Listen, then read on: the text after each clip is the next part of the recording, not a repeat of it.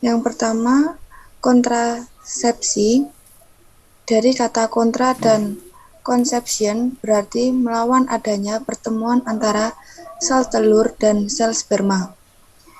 Tujuannya yaitu berkembang keluarga yang bertanggung jawab. Ada dua jenis pengembangan keluarga yang bertanggung jawab ini, yaitu pengaturan kehamilan secara alamiah dan artifisial atau buatan. Namun yang diakui Gereja Katolik hanya pengaturan kehamilan secara alamiah. Sedangkan pengaturan kehamilan secara artifisial tidak disetujui oleh Gereja Katolik karena dasarnya adalah hukum kodrat.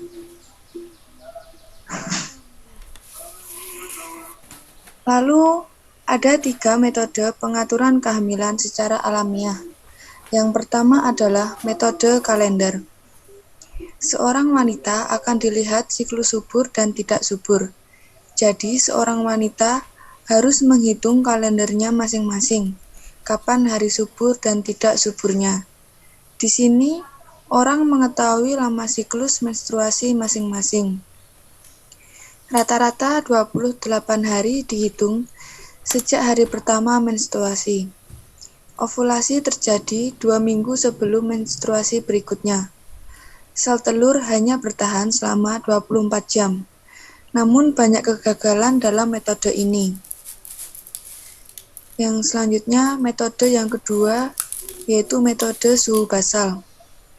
Metode yang dibuat dengan cara mengukur suhu tubuh wanita ketika bangun pagi dan sebelum melakukan aktivitas. Ciri khasnya, jika terjadi ovulasi, suhu tubuh akan naik. Untuk ketetapannya suhu ini bisa diukur setelah tidur selama 3 jam. Tempat pengambilan suhunya harus di tempat yang sama, misalnya seperti di mulut, dubur, atau vagina. Kegagalan metode ini juga cukup tinggi, dan permasalahannya harus bertahan di tempat tidur juga tidak mudah, karena akan tergesa-gesa jika ada aktivitas lainnya. Kemudian metode yang ketiga ada metode mucus atau lendir kesuburan. Metode ini dapat dilihat dari lendir kesuburan yang keluar dari vagina.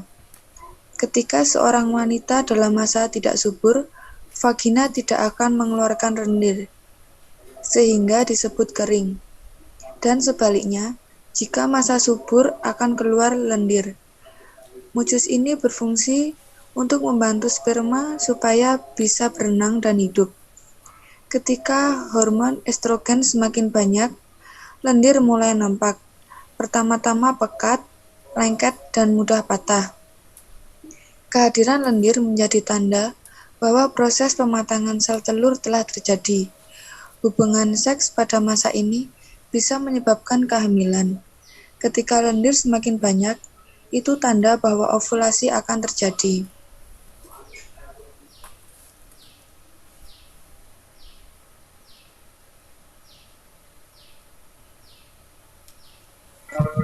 Adapun juga kontrasepsi artifisial yang meliputi 1. Coitus interruptus. Coitus interruptus berarti melakukan hubungan seksual tetapi sperma dikeluarkan di luar liang sanggama. Penis ditarik dari liang sanggama sebelum terjadi ejakulasi. Metode ini sangat beresiko karena sperma bisa jadi sudah keluar sebelum orgasme. Diperlukan pengendalian diri yang tinggi serta penentuan waktu yang tepat untuk metode ini. Dari segi gerejawi, ini berarti menolak hubungan seksual secara lengkap dan manusiawi. Maka metode ini tidak bermoral. 2. Metode barrier atau penghalang. Metode ini dapat menggunakan beberapa kondom, yaitu ada kondom pria, ada juga kondom untuk wanita. Ada diafragma, ada cervical cup untuk menutup leher rahim atau cervix. Ada vaginal spermicides untuk membunuh sperma yang masuk. Metode barrier ini bersifat kontraseptif. Dia melawan sifat hubungan seksual yang prokreatif. Dengan demikian, metode ini tidak bermoral karena menghalangi pertemuan antara sel sperma dan sel telur. Metode hormonal. Metode ini menggunakan hormon antara lain pil KB. Pil ini adalah pil yang paling biasa diminum oleh wanita. Pil ini kombinasi dari dua hormon sintesis, yaitu estrogen dan progesteron. Pil ini mencegah supaya sel telur tidak matang dan wanita tetap mendapat haid setiap bulannya. Haid biasanya lebih pendek, jangka waktunya, dan lebih sedikit darah yang keluar. Pil ini banyak memiliki kelemahan untuk para wanita. Pil ini tidak dianjurkan untuk mereka yang merokok, penderita jantung, kanker rahim, stroke, depresi, dan lain-lainnya. Pil ini juga tidak dianjurkan untuk mereka yang berusia di atas 35 tahun. Pil ini dilarang oleh gereja karena merusak tubuh manusia yang secara kodrati sudah diatur oleh Allah sendiri. Kemudian POP atau Progestin Only Pills. Pil ini hanya berisi hormon progestin saja. Ukurannya lebih kecil sehingga biasa disebut pil mini. Tujuannya yaitu memperlambat embrio menuju rahim. Jika embrio lambat menuju rahim, ada kemungkinan embrio akan mati. Karena terlambat bernidasi saat sampai ke rahim dan bisa terjadi kelahiran di luar rahim. Obat ini juga membentengi rahim sehingga janin tidak bisa bernidasi. Kemudian Norplant atau implant atau lebih tepatnya susuk. Norplant terdiri dari 6 kapsul yang berisi progestin. Kapsul itu kemudian dimasukkan di bawah kulit lengan atas, maka metode ini disebut dengan metode susuk. Caranya ialah dengan memasangnya seperti mengenakan susuk, maka disebut implant. Kapsul ini melepaskan progesteron sedikit demi sedikit. Metodenya dapat digunakan selama 5 tahun. Alat ini pun lebih mudah daripada pil karena alat ini bisa dilepas sewaktu-waktu jika ingin subur. Sifatnya ialah kontravita. Lalu, Depo-Provera adalah cairan berisi hormon progesteron sintetis yang disuntikan pada wanita. Metode ini biasanya disebut dengan metode suntik. Cara kerjanya mirip dengan POP, kandungan di dalamnya. Metode ini aktif selama 3 bulan dan sifatnya ialah juga kontravita. Alat ini populer disebut dengan spiral.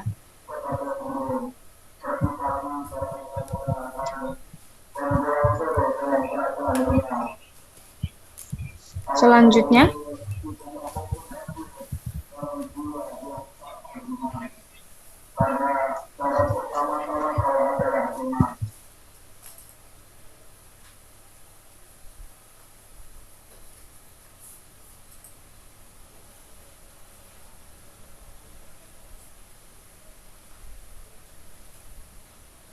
Monik mungkin bisa melanjutkan karena mungkin Susi jaringannya lagi gangguan kelihatannya. baik, langsung di teks selanjutnya saja. Slide selanjutnya.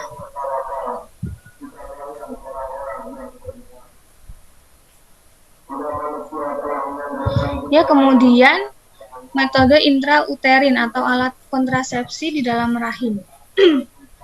Yaitu yang pertama, alat ini populer disebut juga dengan spiral. Ada 2 jenis IUD, yaitu melepaskan progesteron. Harus diganti setiap tahun, dan yang mengeluarkan tembaga efektifnya ialah 10 tahun. IUD berfungsi mencegah pembuahan sel telur oleh sperma. Alat ini pun mencegah pembuahan sel telur oleh sperma. Alat ini mencegah implantasi janin atau embrio ke dalam rahim atau kontravita. Tetapi alat ini juga menghalangi masuk sperma ke ujung saluran telur wanita atau tuba falopi. Alat ini berakibat kerusakan rahim, kecacatan janin, embrio berkembang di luar rahim, atau ectopic pregnancy. Lalu, kontrasepsi mantap. dibuat melalui operasi dan sifatnya permanen. Metode ini melanggar prinsip totalitas dan integritas. Tubuh manusia yang sehat tidak dirusak, karena itu akan mengganggu integritas dan total keberadaan manusia.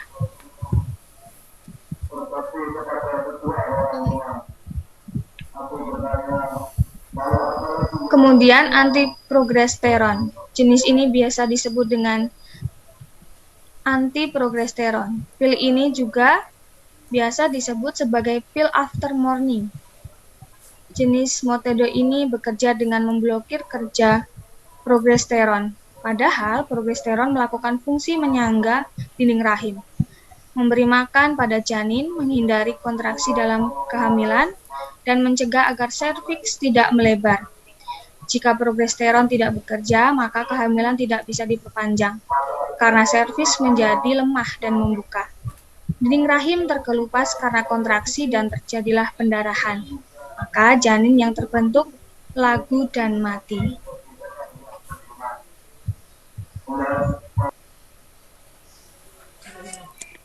Pertimbangan etis. Yang pertama, tujuan masa depan. Manusia memiliki tanggung jawab terhadap apa terjadi di masa mendatang. Orang tua memiliki tanggung jawab untuk menyiapkan kehidupan yang layak bagi anak-anaknya. Yang kedua, tujuan tak boleh menghalalkan cara. Tujuan pengaturan kelahiran dapat dipertanggungjawabkan secara etis sebagai kewajiban masyarakat akan generasi yang akan datang. Tetapi, tujuan yang baik tidak menghalalkan semua cara dipakai untuk ini, jangan sampai utilitarisme. Yang ketiga, wanita bukanlah objek. Usaha kontrasepsi cenderung mengobjekkan wanita, maka usaha-usaha kontraseptif mengobjekkan wanita ini tidak sehat dan tidak boleh. Wanitalah yang menanggung beban berat dalam berbagai metode kontrasepsi. Sakralitas organ seksual wanita dikorbankan melalui kontrasepsi. Pria cenderung dalam posisi yang diuntungkan. Pandangan gereja tentang pengaturan kelahiran. Casti connubii, bonum proles, bonum fides, bonum sacramentum, Humanae Vitae 10-11, Open to File, Humanae Vitae 13, Manusia Pelayan Kehidupan. Humanae Vitae 14 ditolak, kontrasepsi artifisial. Coitus interruptus, aborsi, sterilisasi, morning after pill. Humanae Vitae 17, kontrasepsi dijauhkan supaya seks lebih dihargai dan bukan sebagai pemenuhan hasrat tanpa penghargaan terhadap VAC. Edaran Mawi 1968. Ada suami istri yang bingung karena merasa dari satu pihak tidak dapat melaksanakan dengan cara pantang mutlak atau pantang berkala. Dalam keadaan demikian, mereka bertindak secara dan karena itu tidak perlu merasa berdosa apabila mereka menggunakan cara lain. Asal cara itu tidak merendahkan martabat istri atau suami, tidak berlawanan dengan hidup manusiawi. Misalnya pengguguran dan pemandulan tetap dan dapat dipertanggungjawabkan secara medis.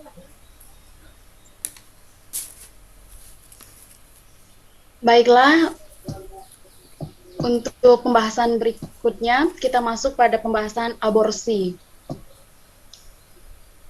Pada pembahasan aborsi ini kita dapat bertanya kapan kehidupan dimulai.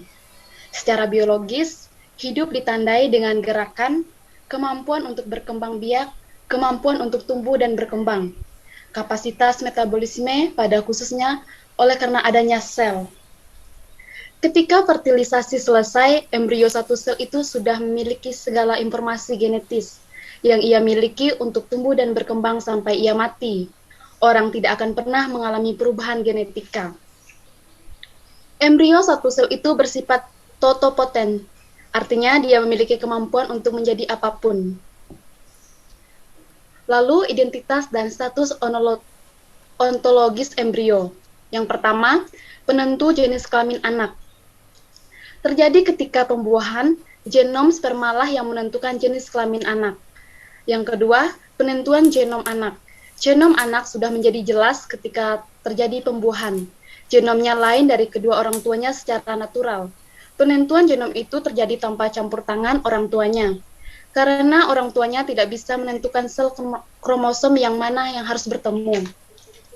Genom anak ini menjadi identitas biologis bagi anak dan akan dibawa sepanjang hidup. Identitas ini tidak bisa berubah.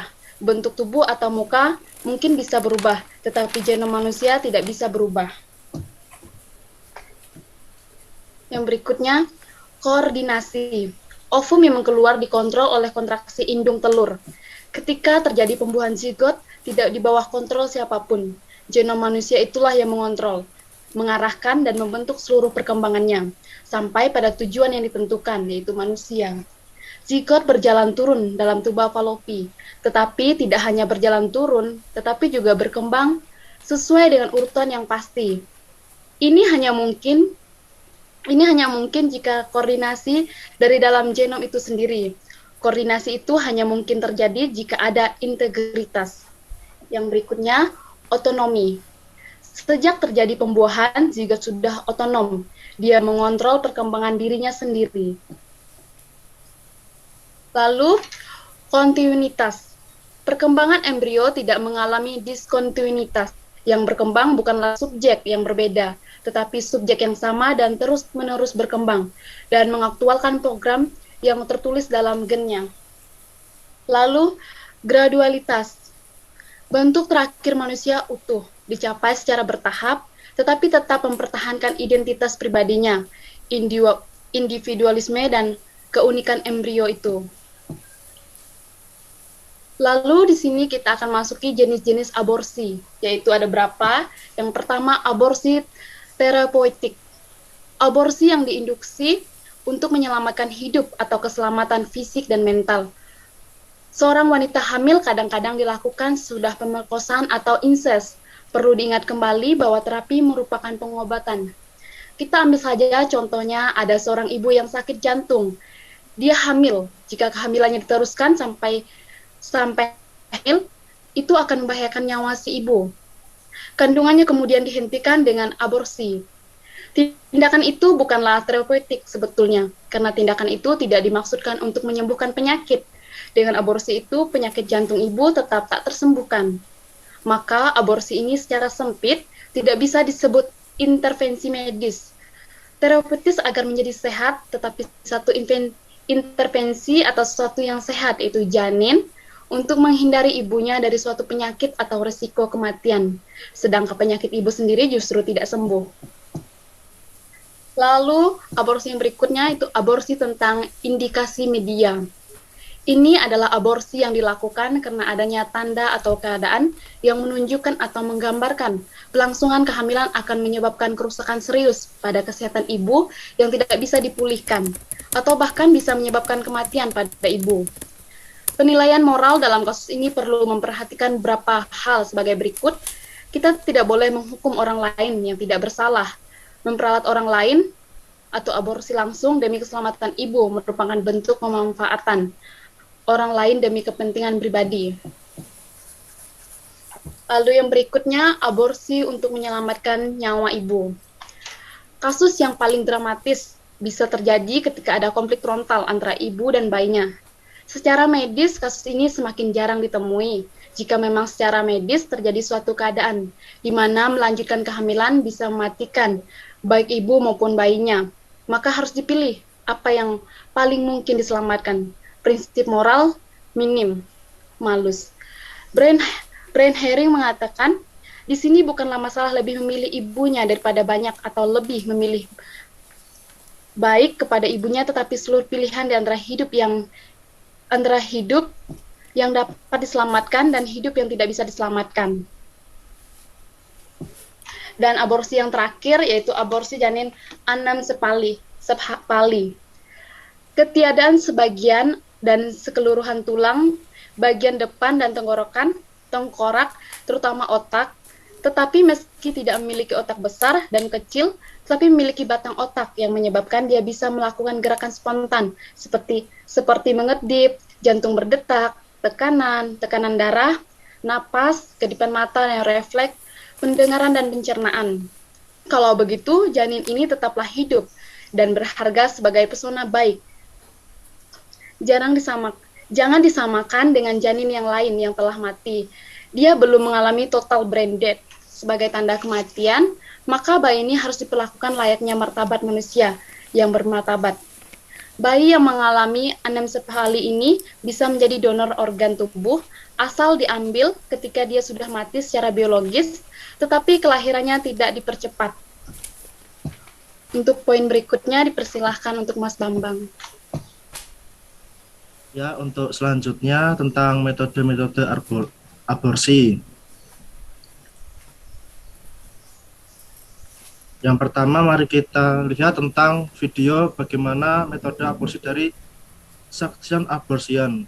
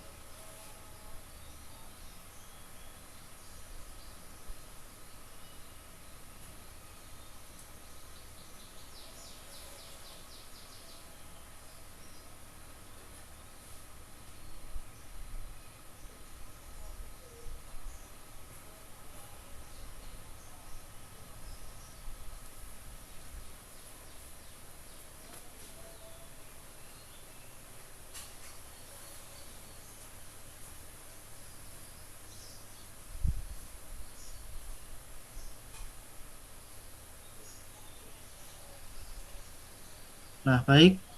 Selanjutnya tentang metode aborsi dilation and curettage atau disingkat DC.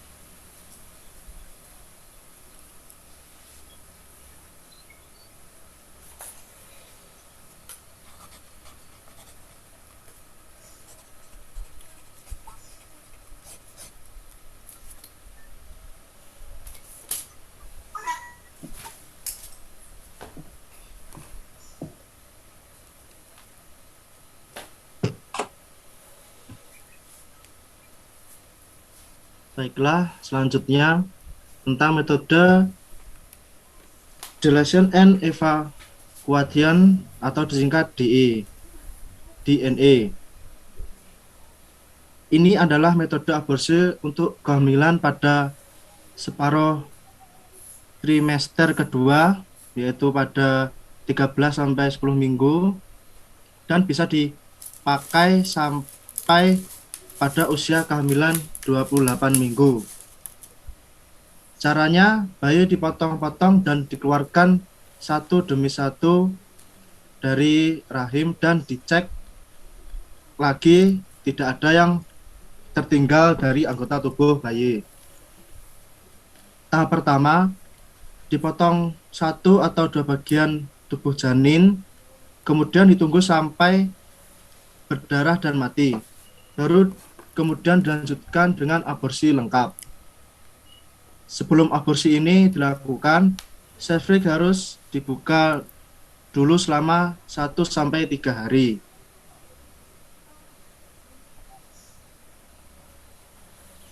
Yang keempat yaitu metode saline abortion. Metode ini juga disebut intra-amniotic injection atau saline solution method atau juga amnio abortion. Metode ini digunakan pada trimester kedua dan awal trimester ketiga. Metode ini berbahaya bagi ibu. Langkah-langkah dalam proses aborsi ini, yang pertama, caranya 200 ml cairan amniotik diambil dan diganti dengan larutan garam atau urin. Janin kemudian akan menghirup dan meneguk larutan itu dan mati dengan penuh kesiksaan setelah beberapa waktu karena keracunan garam, dehidrasi, pendarahan otak, dan gangguan otak. Kulit bayi menjadi terbakar dan berwarna merah seperti ceri. Maka biasanya janin ini disebut candy apple babies. Yang kedua, wanita yang menggunakan aborsi ini merasakan bahwa bayinya bergerak semakin hebat karena ketika janin merasakan kulit mereka terbakar lautan garam dan akhirnya mati dengan mengenaskan. Karena metode ini menyakitkan bagi bayi, maka metode ini tidak populer. Yang lebih populer adalah metode dilation and evacuation karena bayi dijamin langsung mati. Selanjutnya yang kelima, metode dilation and extraction atau DNX atau partial birth abortion. Partial birth abortion adalah istilah politis atau hukum yang dalam istilah medis dikenal dengan nama intradilatation atau intraction. Cara ini dilakukan pertama-tama dengan cara memberikan obat kepada wanita hamil. Tujuannya agar serviks atau leher rahim terbuka secara prematur. Tindakan selanjutnya adalah menggunakan alat khusus. Dokter memutar posisi bayi sehingga yang keluar terlebih dahulu ialah kakinya. Lalu bayi itu ditarik keluar, tetapi tidak seluruhnya, agar kepala bayi tersebut tetap berada di dalam tubuh ibunya. Ketika kepala masih di dalam, itulah dokter menusuk kepala bayi dengan alat tajam dan menghisap otak si bayi, sehingga mati. Sesudah bayi itu mati, baru bayi dikeluarkan semuanya. Cara ini kebanyakan dilakukan sesudah janin berusia lebih dari 20 minggu. Sesudah berumur lebih dari 20 minggu, janin cukup kuat sehingga tidak mudah untuk digugurkan dengan obat-obatan tanpa mengakibatkan efek buruk yang serius bagi ibunya. Demikian juga mengeluarkan janin dengan alat hisap atau vakum aspiration. pada umur kandungan yang cukup tua akan menimbulkan efek samping yang sangat berbahaya bagi keselamatan ibunya. Jadi cara itu bukanlah cara yang cukup aman untuk ibunya. Oleh karena itu, cara partial birth abortion ini dipilih sebagai cara yang berisiko buruk, cukup minimum bagi ibunya dan bisa terhindar dari masalah hukum. Oleh karena cara ini kebanyakan dilakukan sudah janin berusia lebih dari 20 minggu, maka sebenarnya cara ini secara medis tidak bisa lagi digolongkan sebagai aborsi, tetapi pembunuhan bayi. Sebab secara medis yang digolongkan sebagai aborsi hanyalah penghentian kehamilan sebelum berusia 20 minggu. Akan tetapi para mendukung cara ini mengatakan bahwa cara ini bukanlah pembunuhan bayi, sebab janin itu mati ketika berada di dalam rahim ibunya. Selanjutnya, yang keenam, metode aborsi dengan alat kontrasepsi. Yang pertama, IUI mencegah implementasi janin ke dalam rahim. Yang kedua, POPS atau Depo-Provera dan Norlan. Ini dengan memperlambat jalannya embrio dan atau menghalangi nidasi embrio pada dinding rahim. Yang ketiga, antiprogesteron mifepristone, onampristone, lolipopristone, esprotstan, morning after pill. Kerjanya dengan memblokir kerja hormon progesteron yang perlu untuk pertahankan kehamilan. Protakladin ini adalah kehamilan 13 sampai 21 minggu. Hormon ini menyebabkan rahim berkontraksi dengan demikian janin dan plasenta akan keluar. Biasanya janin dan plasenta keluar setelah 24 jam menggunakan prostaglandin. Untuk lebih mujarab biasanya dipakai bersama dengan RU 486. Selanjutnya, pandangan gereja dan Alkitab tentang aborsi. Dari refleksi biblis, yang pertama adalah anak adalah anugerah penciptaan Allah yang bisa dibuka dari Mazmur bab 127 ayat 13 sampai 5 dan juga Kejadian bab 21 ayat 6 sampai 7, Samuel 1 sampai 2 dan Lukas 1. Yang kedua, anak adalah sesama manusia. Dari Alkitab Lukas bab 10 ayat 27 sampai 37 dan Matius 5:46. Yang ketiga, anak adalah orang yang lemah dan tak berdaya.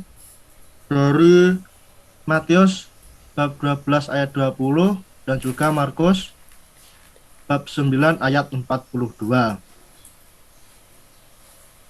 Dari ajaran gereja dari Paus ke-11 yaitu Castin Conibium 63 sampai 64. Selanjutnya dari Konsili Vatikan kedua dari Deus Spes 27 dan Deus Spes nomor 51. Dari Paulus ke-6 yaitu Humanae Vitae nomor 14. Selanjutnya dari Yohanes Paulus kedua yaitu Donum Vitae ke-11, yaitu manusia harus dihormati secara pribadi atau persona sejak saat pertama kali keberadaannya. Sejak saat ovum itu dibuahi, sebuah hidup baru telah dimulai yang bukan lagi hidup ayahnya atau ibunya. Oleh karena itu, aborsi dan pembunuhan bayi merupakan kejahatan yang jahat sekali. Selanjutnya dari Paus Yohanes Paulus kedua, Evangelium Vitae kelima. Hormatilah, lindungilah, cintailah, dan layanilah kehidupan tiap hidup manusiawi. Harinya Dhamma arah inilah Anda akan menemukan keadilan, perkembangan, kebebasan yang sejati, damai, dan kebahagiaan. Dari KHK 1983 kan 1398, yaitu barang siapa melakukan pengguguran kandungan dan berhasil terkena ekskomunikasi yang bersifat otomatis, imam yang memberikan absolusi dosa aborsi harus melaporkan kepada uskup dan menyebutkan jumlahnya. Di beberapa keuskupan atau konferensi wali gereja, tidak semua imam berhak untuk memberikan absolusi terhadap dosa orang yang melakukan aborsi. Hanya imam tertentu yang diberi mandat. Pak Resto dan teman-teman, tadi kan ada video dan suaranya mungkin tidak kedengaran ya. Apakah mau diulang untuk videonya atau tidak? Silakan.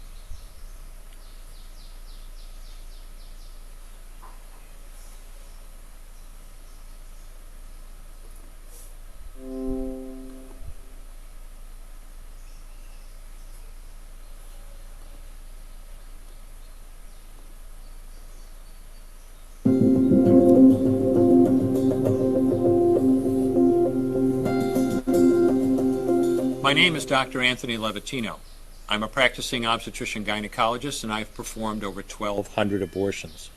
Today I'm going to describe a first trimester surgical abortion called suction D&C, dilatation and curettage. This is the most frequently performed abortion and is used typically from 5 to 13 weeks of pregnancy. After administering anesthesia, the abortionist uses a speculum like this. This is placed inside the vagina and opened using this screw on the side, allowing the abortionist to see the cervix, the entrance to the uterus.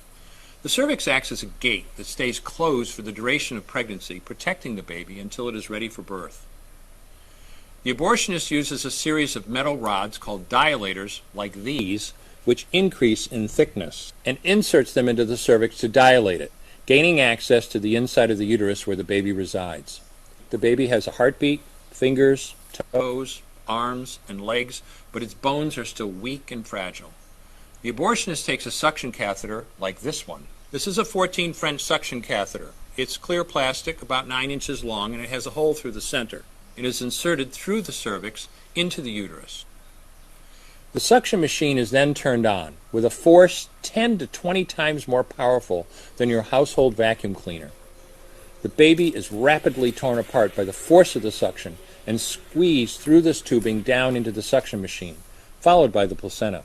Though the uterus is mostly emptied at this point, one of the risks of a suction D&C is incomplete abortion, essentially pieces of the baby or placenta left behind.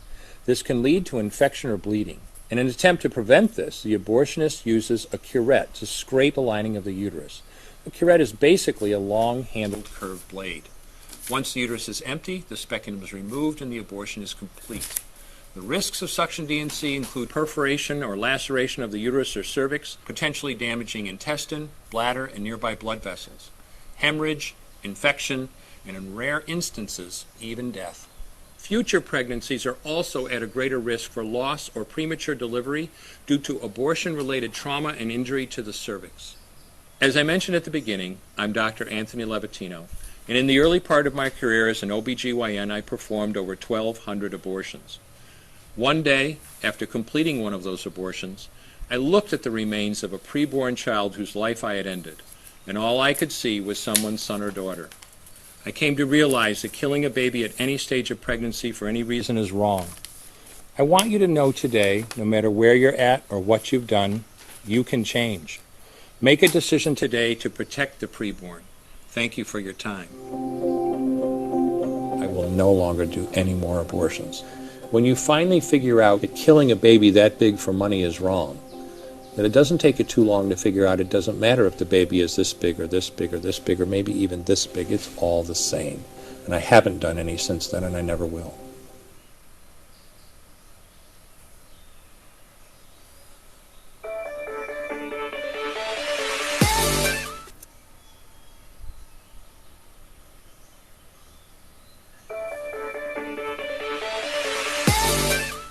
Hai sahabat sehat, di video ini saya, Dr. Priscilla, akan membahas topik seputar kuret. Simak terus ya. Tapi sebelumnya, like, share, dan subscribe channel Godok. Kuret sebenarnya memiliki istilah medis yang disebut dilatation and kuretase. Ini merupakan prosedur di mana serviks diperluas atau dilatasi sehingga lapisan rahim atau endometrium dapat dilepas dengan instrumen berbentuk sendok yang disebut kuret. Kuret dilakukan dengan tujuan membersihkan jaringan sisa pada rahim setelah keguguran dan juga untuk menghilangkan potongan-potongan kecil plasenta setelah melahirkan. Ini akan membantu pencegahan infeksi dan pendarahan berat. Setelah dilakukan prosedur ini, biasanya sampel jaringan uterus dapat dilihat di bawah mikroskop untuk memeriksa sel abnormal. Sebelum melakukan kuret, biasanya pasien akan diberikan anestesi. Setelah itu, dokter akan memulai prosedur dengan membersihkan vagina dan leher rahim menggunakan cairan antibakteri. Kemudian, akan terjadi dilatasi dengan menggunakan dilator logam yang berukuran seperti pensil. Setelah itu, kuret yang merupakan instrumen dengan lingkaran logam datar di ujungnya dimasukkan ke dalam rongga rahim dan digunakan untuk mengikis lubung rahim. Setelah selesai, pasien akan menjalani perawatan pasca anestesi sebagai proses pemulihan. Sebagian besar pasien dapat kembali beraktivitas normal dalam beberapa hari.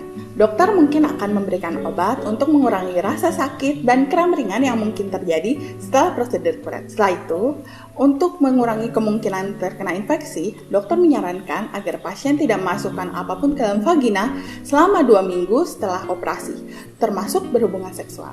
Beberapa resiko yang dapat terjadi pasca kuret adalah pendarahan cukup berat, kram berlangsung lebih dari 48 jam, terdapat cairan berbau busuk dari vagina. Demikian penjelasan seputar kuret.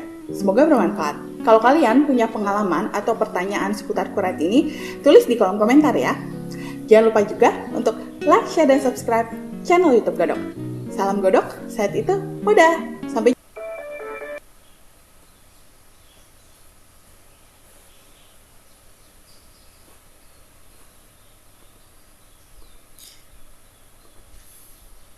Baik, terima kasih. Kita beralih ke kelompok penanggap, silahkan.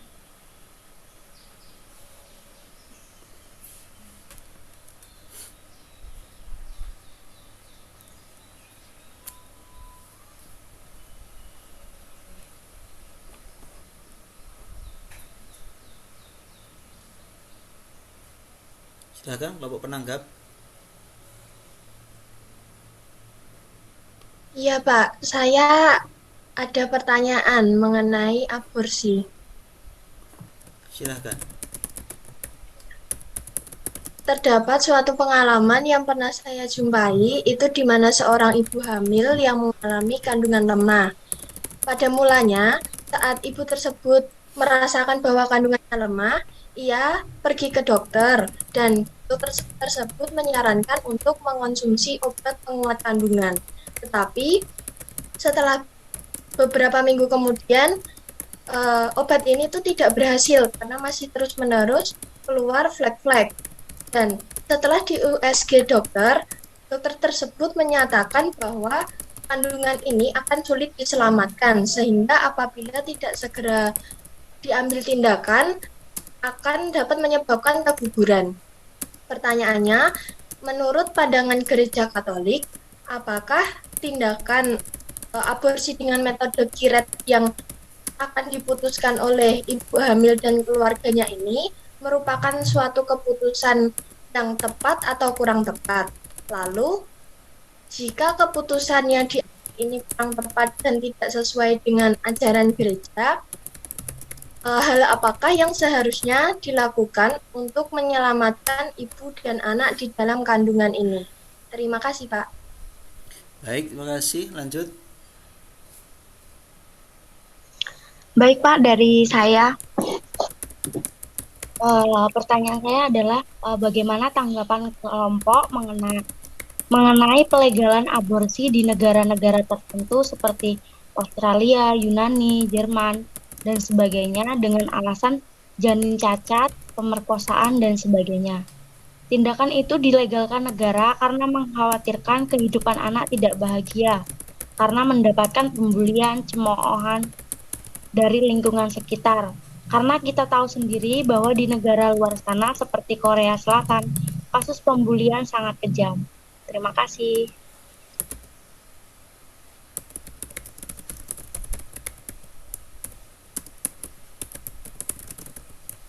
Oke, next. Dari saya Pak. Oh, Matius. Dalam penggunaan kontrasepsi tentu memberikan dampak dan resiko, terlebih ketika kontrasepsi itu gagal. Dan wanita sebagai objeknya yang menurut saya itu mendapatkan posisi yang tidak mengenakan, karena wanitalah yang menanggung beban dari berbagai jenis kontrasepsi. Termasuk juga sakralitas organ seksual wanita juga dikorbankan. Sedangkan pria cenderung dalam posisi yang diuntungkan. Nah, lebih ironisnya ini dalam hubungan rumah tangga itu banyak argumen yang umumnya merendahkan wanita ketika tidak mampu memberi keturunan yang menjadi harapan dari keluarga si pria itu.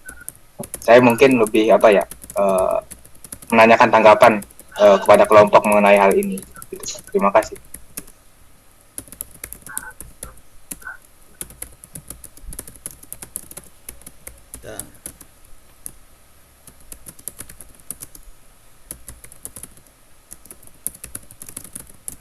Oke, yang lain?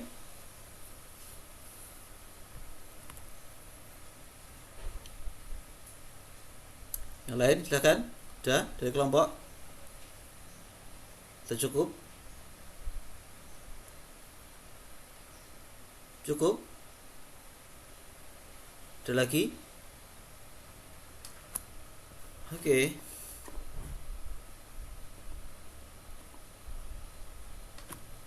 Ya. Silakan kelompok bisa menjawab, ada 3 pertanyaan. 4 pertanyaan. Silahkan mulai dari mana dulu?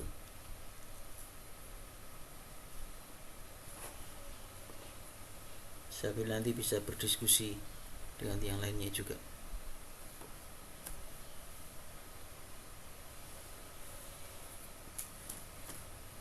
Baik Pak, saya akan coba menjawab dari pertanyaan Maria dari EPI. Tadi saya menangkap pertanyaan itu begini, misalnya ada seorang ibu yang kebetulan sedang mengandung atau hamil, lalu janinnya tuh lemah kayak gitu, lalu disarankan untuk mengonsumsi obat atau begitu.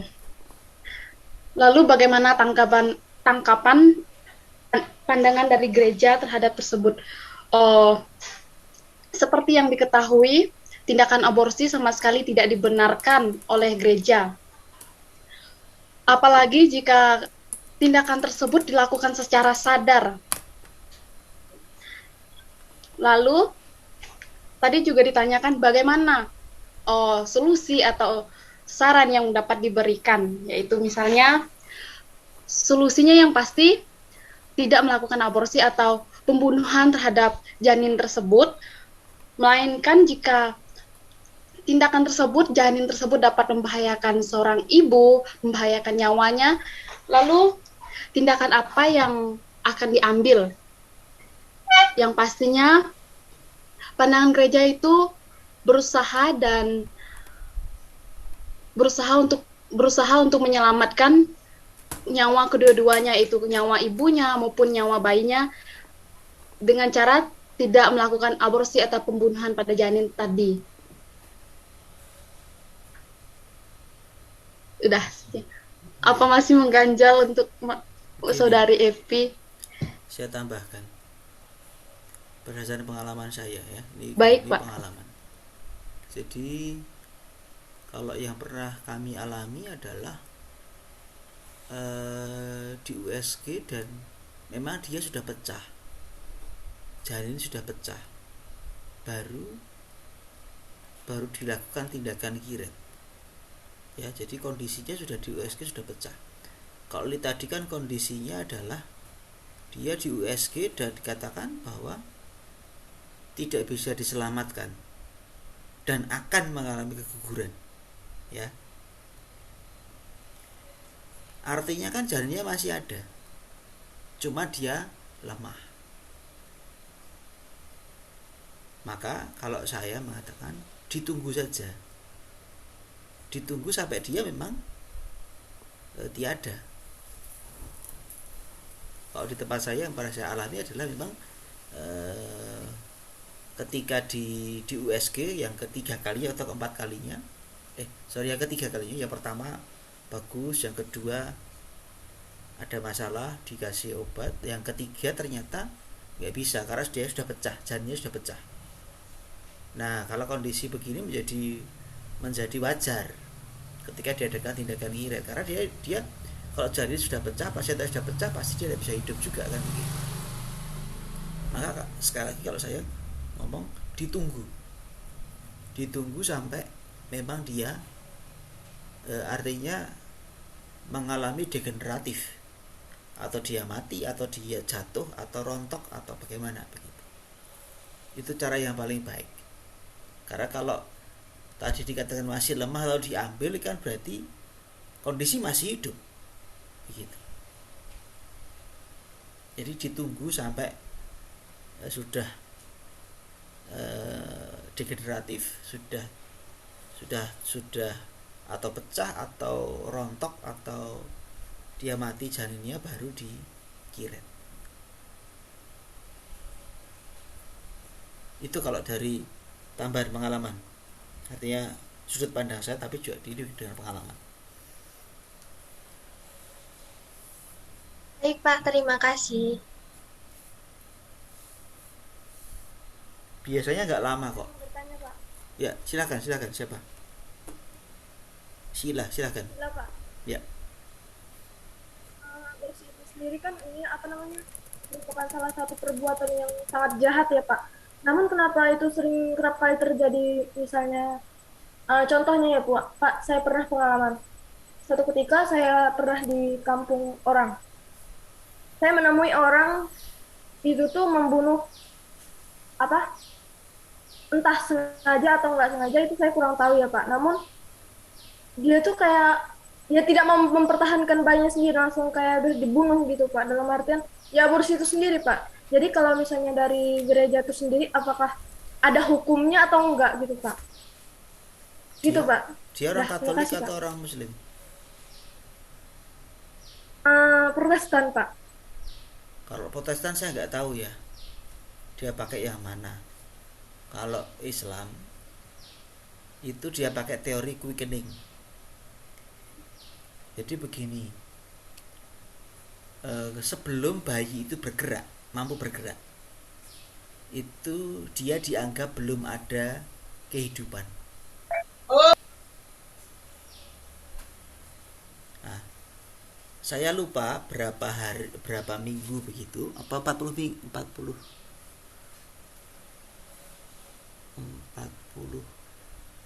hari atau apa ya. Jadi kalau sudah ada quickening, dianggap janin itu, atau 4 bulan saya lupa. Kalau sudah quickening, karena bayi sudah bisa bergerak, malah seperti menendang-nendang begitu ya, antar lain, itu dianggap sudah punya kehidupan. Maka orang Muslim tidak boleh aborsi kalau bayinya sudah quickening, sudah bergerak. Tapi sebelum itu, seorang Muslim itu ajarannya dia boleh untuk diaborsi. Itu kalau orang Muslim pakai teori quickening, kriterianya itu kapan bayi mulai bergerak. Nah kalau di Katolik jelas bahwa sejak semula nggak boleh, sejak 1 sel sekalipun Sejak satu sel sekalipun dia sudah bernilai sebagai persona. Tadi dokter tadi sudah mengatakan, mau dia kecil segini, mau dia segini, itu sama. Begitu Sila. Jadi kalau dia Protestan saya nggak tahu ya, dia pakai ajarannya bagaimana, saya terus terang tidak mempelajari tentang di Protestan. Tapi kalau di Katolik kita jelas, bahkan sejak satu sel dia sudah bernilai sebagai persona.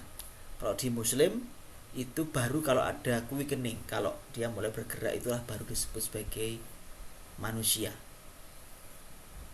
Begitu.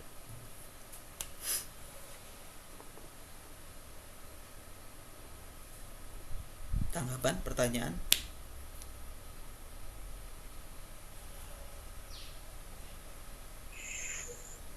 Baik Pak, saya akan menjawab pertanyaan dari Maria Rosali Letek. Mana pandangan kelompok mengenai Gereja Katolik yang menghendaki pengaturan kehamilan, sedangkan dalam kitab Kejadian tertulis tentang beranak cuculah dan bertambah banyaklah. Apakah itu tidak bertentangan? Nah, di sini menurut kelompok kami bahwa tujuan dari perkawinan adalah unitif dan prokreatif. Nah, yang mana ketika sudah melahirkan keturunan, sepasang suami istri tidak hanya melahirkan dan merawat saja, tetapi juga harus mendidik dalam iman Katolik yang benar, membesarkan, mengarahkan agar membentuk keluarga kecil yang penuh iman. Dalam pernikahannya, mereka sudah menyebutkan janji perkawinan bahwa akan mendidik anaknya. Jadi, meskipun dalam Alkitab ditulis beranak cuculah dan bertambah banyaklah, jika memang pasangan suami istri itu sanggup untuk mendidiknya dengan benar, lalu membesarkannya dengan baik sesuai janji perkawinannya, ya diperbolehkan. Tetapi apabila merasa 2 anak sudah cukup atau 3 anak sudah cukup dan terasa sudah mampu mendidiknya dengan baik, maka juga diperlukan pengaturan kehamilan. Begitu, apakah Maria Rosari bisa menangkap atau mungkin ada kelompok kami yang ingin menambahkan? Iya, makasih Chen. Iya. Terminologinya harus dibetulkan, terminologinya. Yang dianjurkan oleh Gereja Katolik itu apa sih? Ayo, kemarin di ajaran Paus yang kemarin apa? Kesejahteraan suami istri dan ini Pak, perkembangbiakan. Bukan. Ada hal penting. Apa yang paling penting bagi Gereja Katolik soal apa? Apakah gereja membatasi orang mau punya anak berapa? Atau harus punya anak berapa? Sebenarnya tidak, Pak. Tidak, tapi bicara soal apa? Ini kita bahas minggu kemarin. Apa?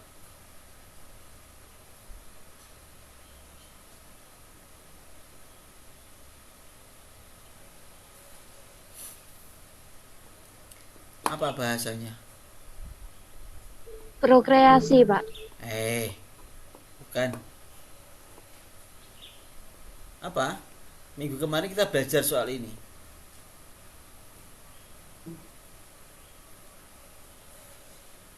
Gereja tidak ngomong soal KB.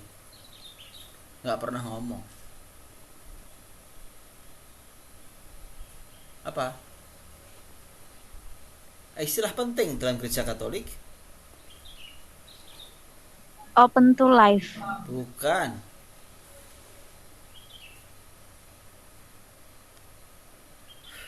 Apa? Tidak tahu. Terkait dengan mau punya anak berapa, penjarangan atau tidak, itu istilahnya apa di gereja yang dipakai? Tuntutan gereja soal apa?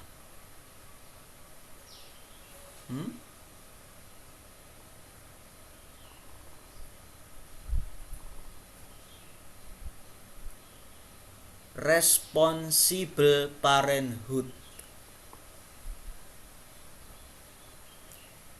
Ya, responsible parenthood. Mau punya anak 10, kalau Anda bisa responsible sebagai orang tua, nggak apa-apa.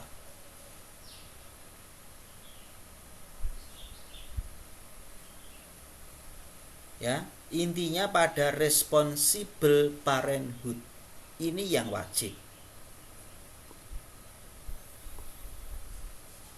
Setiap orang tua harus bertanggung jawab, menjadi orang tua yang bertanggung jawab. Maka gereja juga tidak menganjurkan bahwa orang harus mengurangi kehamilan, tidak. Gereja mengatakan jadilah orang tua yang bertanggung jawab. Nah, supaya bisa bertanggung jawab, silahkan Anda bisa mengatur. Ya. Gereja tidak menghendaki pengaturan kehamilan, tapi gereja menghendaki orang tua yang bertanggung jawab. Paham ya? Nah, supaya bisa bertanggung jawab, orang boleh, bahasanya beda. Gereja tidak menghendaki adanya pengaturan kehamilan, tidak. Tapi supaya bisa responsible parenthood, pasangan suami istri boleh mengatur kapan punya anak, kapan tidak. Caranya dengan metode alamiah, yaitu yang diberikan oleh Allah sendiri, yaitu pantang berkala. Kenapa? Karena tidak setiap hubungan seksual itu pada dasarnya bersifat subur. Ya. Jadi kejadian sama soal responsible parenthood gak ada soal. Begitu. Pilihan tata bahasanya yang harus diperbaiki. Karena kalau gereja menganjurkan pengaturan kehamilan, ini menjadi masalah bagi saya. Secara term menjadi bermasalah, menjadi kurang tepat. Gereja mengizinkan, memperbolehkan orang memakai masa-masa tidak subur untuk berhubungan seksual, sehingga tidak terjadi yang namanya kehidupan baru. Oke, ada pertanyaan lanjutan soal term. Hati-hati dengan term, karena dengan term gereja menghendaki pengaturan kehamilan, lalu tadi Maria bisa mempertentangkan dengan kitab Kejadian. Gitu. Oke, ada tanggapan?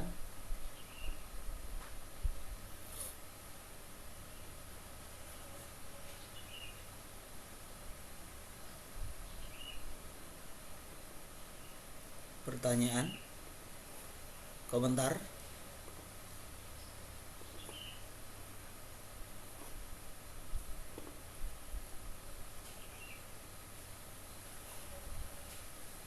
Tidak ada? Maria bagaimana? Ya Pak, sudah cukup. Oke. Silahkan kelompok lanjutannya. Oh, baik, saya mencoba untuk menjawab dari pertanyaan Agnes Retno. Bagaimana tanggapan kami tentang pelegalan aborsi? Ini seperti yang kita ketahui, aborsi itu suatu tindakan yang dilarang oleh gereja, dilarang keras. Karena aborsi merupakan tindakan pembunuhan pada janin atau bayinya. Maka dari misalnya seorang wanita mengalami pemerkosaan atau sebagainya sehingga membuat dia hamil dan anaknya akan dibuli. Si wanita ini tadi tidak dianjurkan untuk aborsi, melainkan bertanggung jawab untuk menghidupi, misalnya melahirkan sampai menghidupi anaknya. Misalnya wanita ini berpikir, nanti akan diomongin orang, nanti akan susah menghidupi secara ekonomi dan sebagainya. Perlu diketahui bahwa anak ini tidak berdosa, melainkan dia berhak untuk hidup. Karena aborsi sendiri kita bukan seperti melanggar perintah Allah yang kelima, yaitu membunuh. Dan saran untuk kita semua, misalnya ada anak yang lahir dari keluarga yang dari background pemerkosaan, dan kita diharap untuk tidak membuli, yaitu kita semua memiliki martabat yang sama. Meskipun dia memiliki background yang demikian, tapi ditekankan di sini tindakan aborsi dilarang keras oleh gereja karena seseorang berhak untuk hidup. Dan anak ini tidak memiliki dosa satupun dari tindakan tersebut. Mungkin ada teman-teman yang dari kelompok yang mau melanjutkan. Terima kasih.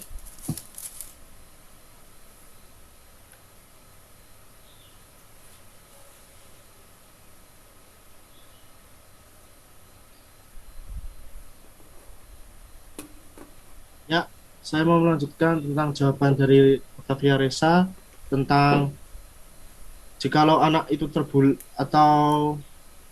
terbuli nanti, mungkin di Indonesia sendiri sudah ada upaya perlindungan anak yang tertuang dalam Undang-Undang Nomor 35 Tahun 2014 tentang perubahan terhadap Undang-Undang Nomor 23 Tahun 2002 tentang perlindungan anak.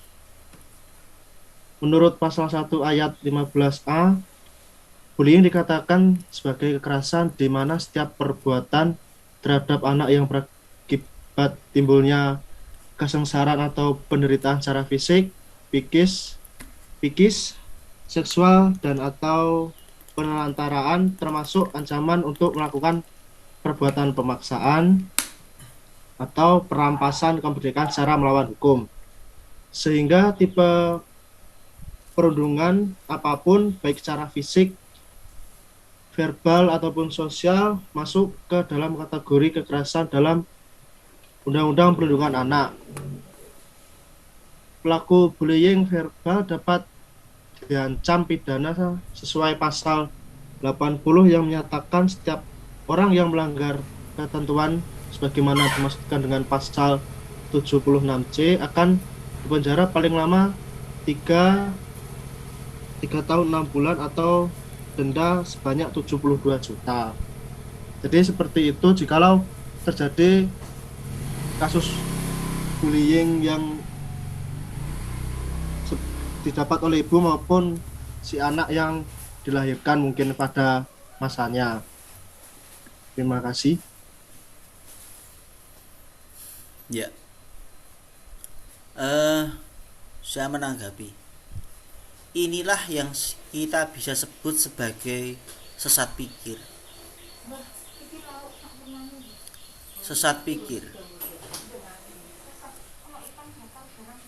Kenapa sesat pikir? Ada orang-orang yang suka membuli. Ini baik atau tidak? Tindakan membuli ini baik atau tidak? Tidak, Pak. Tidak, Pak. Ini budaya membuli. Lalu, supaya tidak terjadi pembulian, maka yang dibuli harus dihilangkan.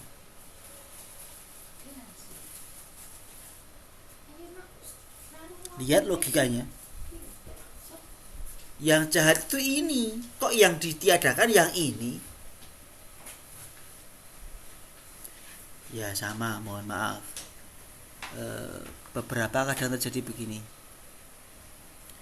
Seorang wanita harus menutupi auratnya karena itu akan membuat laki-laki menjadi berbuat tidak benar. Yang tidak benar siapa? Laki-lakinya. Nah, iya. Pikiran laki-lakinya. Kenapa yang disuruh memperbaiki malah si perempuan? Lihat ya. Ya tidak semua begitu. Ya, tidak semua pakai konsep itu, tapi ada beberapa orang saudara-saudara kita yang pakai konsep itu.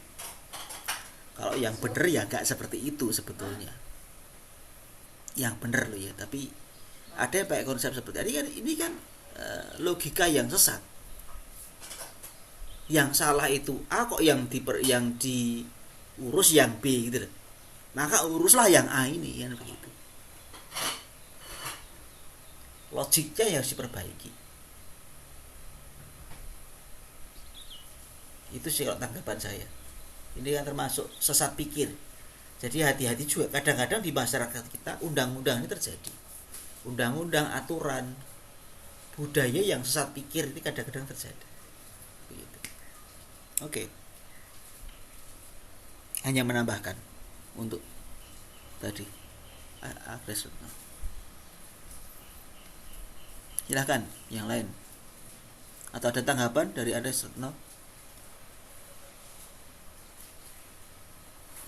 Tidak ada Pak, cukup. Terima kasih untuk kelompok. Oke. Next.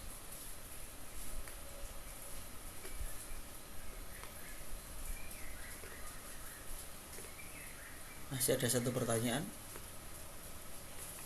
dari Matius Enda.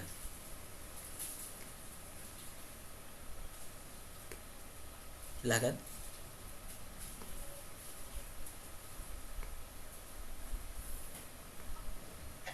Permisi Pak. Sebenarnya dari saya sendiri saya masih bingung dengan pertanyaan ini. Maksudnya gini ya, bagaimana tanggapan tentang wanita sebagai korban, baik dalam konteks KB maupun ketidakpunyaan punyaan anak gitu ya? Iya. Maksudnya adalah kalau ngomong soal KB, alat kontrasepsi, yang kena selalu, kalau soal tidak punya anak yang disalahkan siapa? Nah ini bagaimana? Lihat ya, ini perspektifnya gender. Perspektifnya gender tentu.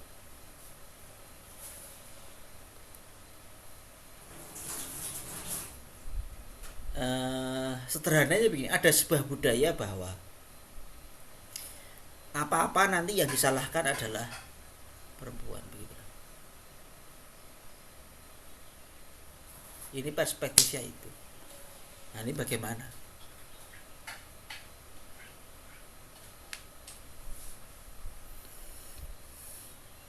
Oh iya Pak, saya coba menjawab. Nanti mungkin teman-teman atau Pak Resto bisa bisa menambahin kayak gitu ya Pak. Mungkin ini kan konteksnya ketika KB atau tidak punya anak. Nah, seperti yang kita tahu juga dalam pernikahan itu tidak hanya berbicara tentang harus punya anak atau tidak, tapi kesejahteraan kedua belah pihaknya, itu suami dan istri. Nah, misalnya saya rasa ada beberapa kasus yang lagi panas-panasnya kadang berbicara itu sebelum nikah itu mungkin ada baiknya tes mandul atau tidak kayak gitu. Itu supaya suami istri juga mengerti, memahami dan langkah apa yang akan diambil. Sehingga dengan beberapa tindakan yang dilakukan itu saya rasa suami dan istri ketika dalam suatu pernikahan atau keluarganya nanti ada salah satu yang mandul atau yang rahimnya lemah atau bagaimana, tidak ada seperti salah menyalahkan, sehingga istri tidak disalahkan, suami tidak disalahkan, sehingga kedua-duanya punya komunikasi begitu. Mungkin teman-teman yang lain bisa nambahin atau Pak Resto kayak gitu. Silakan yang lain. Saya juga ingin menambahkan Pak, dari Octavia Reza tadi, bahwa sebelum pernikahan sudah dicek kesehatan dan lain sebagainya. Lalu saya juga menambahkan, pernikahan kan juga bisa dilaksanakan atas dasar cinta. Semisal memang ada kondisi kurang kesehatan, tetapi mereka saling mencintai dan tetap melaksanakan pernikahan, kemudian tidak bisa mempunyai anak, juga bisa melakukan solusi lain, misalnya seperti mengadopsi anak, mengasuh anak didik, membiayai anak yang kurang mampu, atau melakukan sosial lainnya. Nah, dari situ kan bisa mengatasi permasalahan dari pasangan tersebut sehingga tidak memunculkan kayak saling menyalahkan begitu. Terima kasih.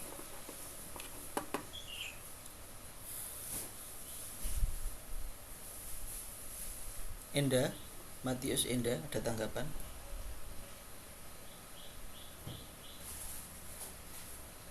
Ya, baik Pak. Menanggapi dari kelompok bahwa harus adanya kesepakatan terlebih dahulu. Misalnya mengecek kemandulan gitu dari wanita atau pria. Kemudian memang keturunan ini menjadi hal yang sangat diharapkan khususnya bagi keluarga pria itu sendiri. Tetapi kita juga tidak menutup kemungkinan bahwa wanita sepenuhnya disalahkan dalam hal ini. Mungkin kembali lagi tadi yang sudah dikatakan oleh anggota kelompok bahwa dalam pernikahan itu memang harus didasari oleh cinta. Mungkin tanggapan saya begitu. Ya. Jadi masalah ini masalah culture, masalah budaya yang perlu ditanggapi juga dalam perspektif gender, perspektif kesetaraan. Bahwa dalam perkawinan pada akhirnya dua belah pihak harus sama-sama bertanggung jawab. Nggak bisa hanya salah satu saja. Maka sebetulnya penggunaan alat-alat kontrasepsi itu menurut saya, menurut perspektif gender, itu akan sangat merugikan. Merugikan siapa? Merugikan yang perempuan. Ya, ambil contoh, siapa yang kalau pakai susuk, siapa yang disuntik? Kalau pakai pil KB, siapa yang harus pakai pil KB? Yang harus minum. Siapa yang bisa terdampak dari pil KB itu? Ya kan? Dan lain-lainnya, IUD. Kalau yang namanya IUD itu pernah terjadi kasus bahwa IUD itu bisa bergerak sampai ke nempel di tuba falopi, sampai di tuba falopi. Siapa yang harus operasi? Ya kan? Jadi kita berhadapan dengan sebuah budaya yang tidak menghargai kesetaraan. Jadi sejujurnya penggunaan alat-alat kontrasepsi itu tidak berperspektif penghargaan terhadap kesetaraan gender. Belum lagi tadi soal punya anak atau tidak, yang disalahkan hanya salah satu. Seringkali sih dalam budaya kita kan yang disalahkan perempuan. Padahal belum tentu juga begitu, belum tentu juga. Ya kan? Tapi lebih daripada itu, apakah kalau sebuah perkawinan lalu tidak punya anak lalu harus ada yang disalahkan? Ini pertanyaan. Apakah harus disalahkan? Harus ada yang disalahkan? Ini menurut saya yang perlu direfleksikan lebih jauh. Karena tidak punya anak itu juga mungkin itu anugerah juga. Mungkin harus dimaknai secara lain juga. Dan begitu. Jadi mentalitas menyalahkan lalu harus orang lain yang berbuat ini supaya begini, ini harus diperbaiki. Menurut saya sih itu sih mentalitas yang harus dibongkar. Maka kalau teman-teman lebih menggunakan cara yang dianjurkan oleh gereja dengan metode pantang berkala, menurut saya ini jauh lebih menghargai, jauh lebih respectful kan begitu ya. Itu kalau sudut pandang saya. Silakan, mungkin yang lain bisa menanggapi.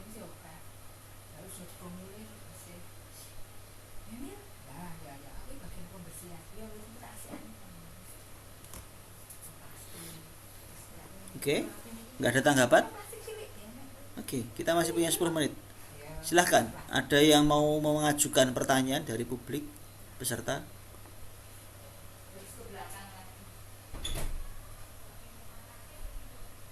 Saya, Pak. Angela Yovita, silahkan. Ya, baik. Terima kasih. Saya ingin bertanya, seperti kita tahu, semua agama pasti tidak ada yang menginginkan adanya aborsi dan melakukan cap kalau aborsi itu adalah hal yang tidak terpuji. Lalu mengapa hingga saat ini kita masih menemui banyak praktek aborsi, baik yang didasari dengan ketersediaan medis seperti di rumah sakit maupun praktek aborsi yang dalam tanda kutip abal-abal. Bisa kelompok menanggapi? Silakan, terima kasih. Oke. Satu lagi. Satu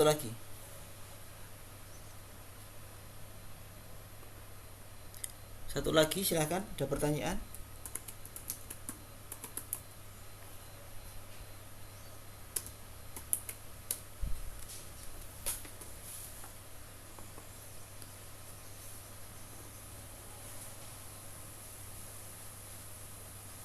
Oke.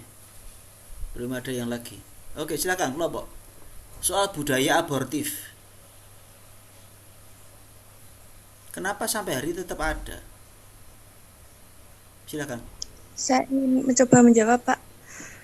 Kalau menurut kelompok kami, mungkin para pelaku yang mengadakan praktek aborsi itu ada kemungkinan kurangnya pengetahuan, dan yang kedua itu karena kebutuhan keuangan. Jadi karena uang, jadi mungkin orang itu masih melakukan praktek aborsi sampai saat ini. Karena dalam hidup sehari-hari pasti membutuhkan uang. Jadi karena kurangnya pengetahuan juga, hal apapun bisa mereka lakukan untuk menghasilkan uang tersebut. Mungkin ada kelompok kami yang ingin menambahkan.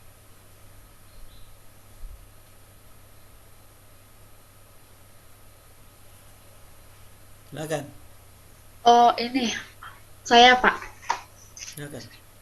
Oh, mengapa tindakan aborsi sampai sekarang masih ada kita dengar? Saya ambil contoh konkretnya aja, ketika di kampung saya itu ada dukun kampung kayak gitu, yang mana dukun itu dukun kandungan, dan pada ada satu kejadian di situ ada seorang anak yang masih sekolah, dan bukan kelihatan sih, ceritanya hamil di luar nikah, dan pada waktu itu dia datang ke dukun itu. Mengapa si dukun kampung ini bisa melakukan hal tersebut? Yang pertama, memang apa yang dikatakan Vincent Klesia tadi memang benar, karena si dukun ini yang pertama tidak tahu dan tidak mengerti tentang ajaran gereja, bahwa aborsi itu suatu tindakan yang sungguh-sungguh dilarang oleh gereja, karena aborsi ini pembunuhan. Dan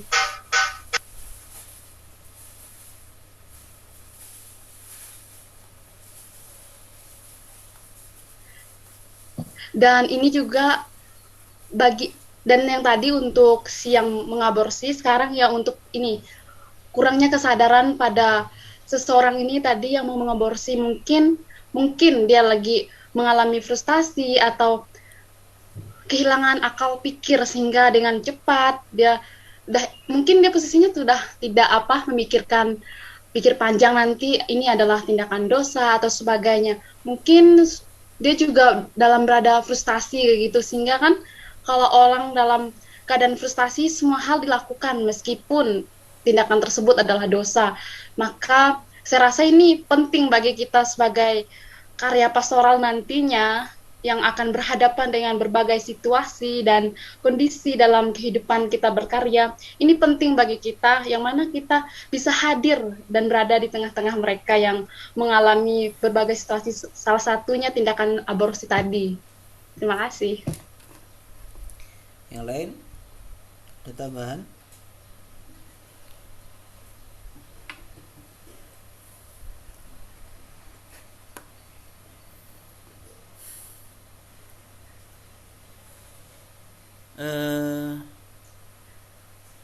nggak gampang ya kita ngomong semua agama melarang aborsi. Menurut saya tidak. Tadi yang sudah saya jelaskan di depan, dari sudut pandang agama Katolik, sejak terjadi peleburan antara sel telur dan sperma dianggap sebagai embrio. Tapi di tetangga kita, teman-teman Muslim, dia pakainya teori quickening. Dasarnya beda. Maka bagi mereka kalau ada embrio umur 4 minggu atau 2 minggu itu diaborsi, gak ada soal, gak dosa ya. Jadi minimal saya menyadari ada dua sudut pandang berbeda dari dua agama yang berbeda. Itulah mengapa dalam dunia medis praktek aborsi juga bisa berkembang di Indonesia.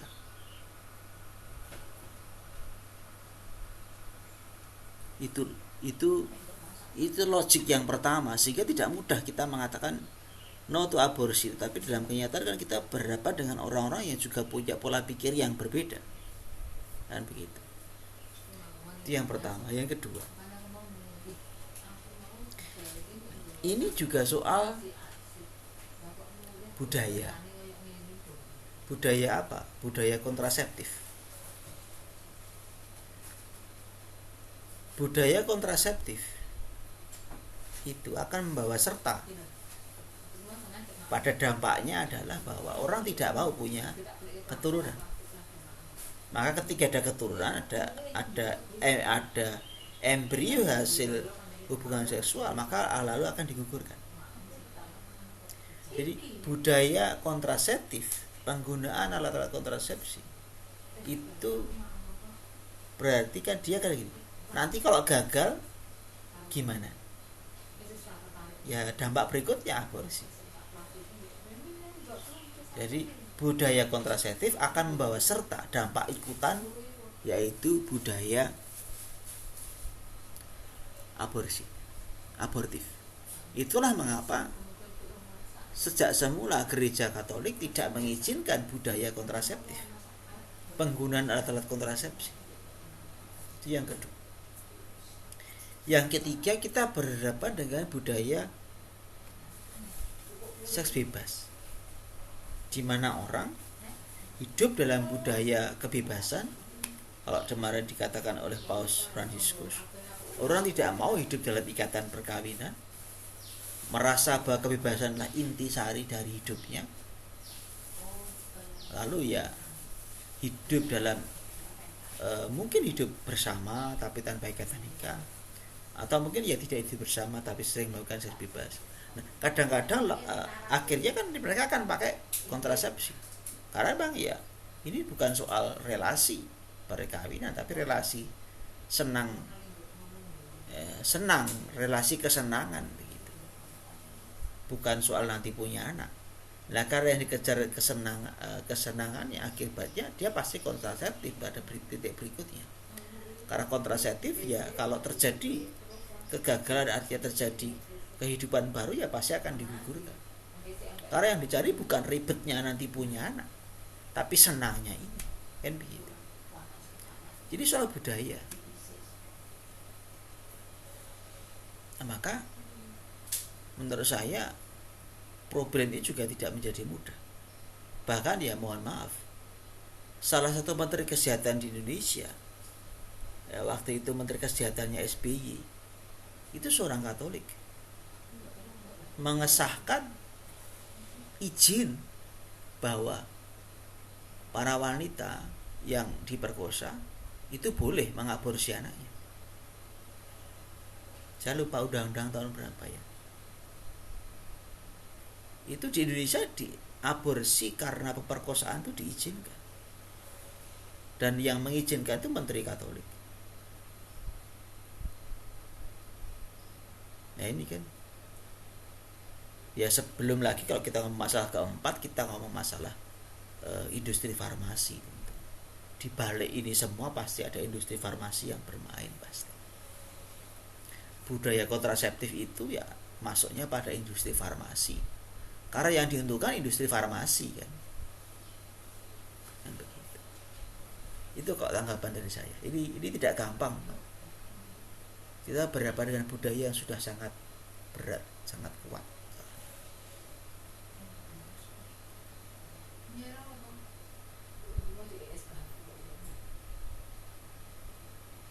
Mungkin ada tanggapan. Baik Pak, terima kasih. Cukup menjawab. Oke, jam 1:26. Terima kasih teman-teman untuk hari ini dan juga proses kita selama 7 pertemuan. Untuk UTS nanti teman-teman saya minta buat paper tentang topik bebas tentu, tetapi sekitar moral perkawinan, moral keluarga. Nanti akan saya buatkan linknya untuk tugas dan dikumpulkan November pertengahan, sebagaimana yang kita omongkan waktu awal kontrak kuliah. Begitu, lalu 2 minggu lagi Anda mulai ketemu dengan Pak Denny bicara soal pastoral keluarga. Oke, begitu teman-teman.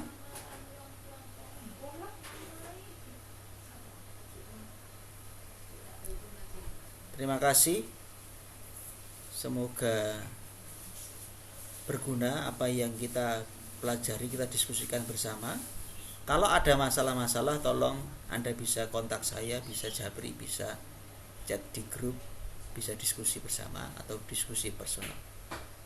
Terima kasih. Selamat siang. Terima kasih Pak. Terima kasih. Terima kasih Pak. Terima kasih Pak, selamat siang.